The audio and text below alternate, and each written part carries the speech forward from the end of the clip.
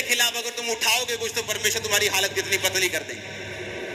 Imagine, जो गिरा हुआ है उसके खिलाफ परमेश्वर बोलने नहीं देते, उसके खिलाफ एक्शन लेने नहीं देते।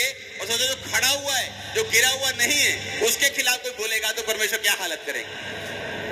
वो तुम्हारे साथ है, तुम्हारे परिवारों के साथ है, ऊंचा करने के लिए, तुम्हें ब्लेस करने के लिए, तुम्हें संसार में उत्तम ब्लेसिंग देने के लिए, तुम्हें ऊंचा ऐसा करने के लिए कि लोग देखें।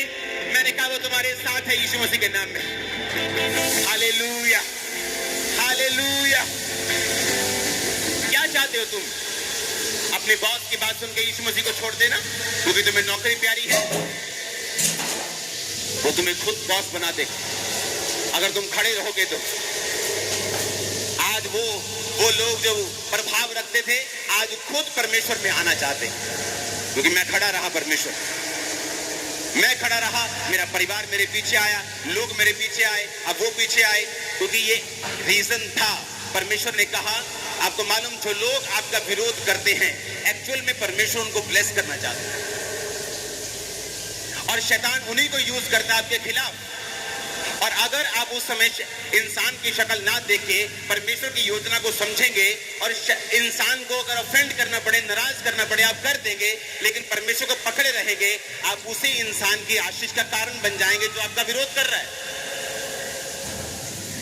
तो अगर आप परमेश्वर की बात नहीं सुनेंगे और शैतान की बात सुनेंगे और इंसान की बात सुनेंगे, उनका भी नुकसान होगा और आपका तो होगा ही होगा। इमेजिन करो अगर मैं उन लोगों के पीछे लग जाता, आज वो खुद भी कंगाल हो चुके और मुझे भी कंगाल कर देते, फिर दोनों कंगाल कंगाल घूमते, स्पिरिचुअली कंगाल, आत्मा में कंगाल। पैसा कोई बड़ी बात नहीं, गलत लोगों के पास भी पैसा उतना चाहिए जितने से आप अपनी जिंदगी को परफेक्टली गुजार सके बिना पाप किए। आमीन। मैं वही पजामा और टी शर्ट में घूमता हूँ, चाहे 2-2 साल हो गए मेरे को लिए हो, कई बार मुझे कोई फर्क नहीं पड़ता।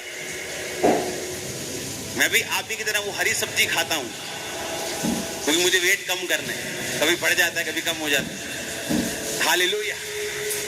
चिंता मत करो पैसों की, परमेश्वर की चिंता करो। तुम्हारे पैरों के नीचे होगा पैसा, मैं आपको बता रहा हूँ। तुम चलोगे ना, परमेश्वर बिछा देगा उसको। आप मेरी बात समझ रहे हो कि नहीं? आपको ये प्रूफ करना होगा कि आप उसकी संतान हैं, आप उसके सन हैं, आप उसके रियल डॉटर हैं। आपको अपने कर्मों से प्रूफ करना होगा। याकूब कहता है कि तुम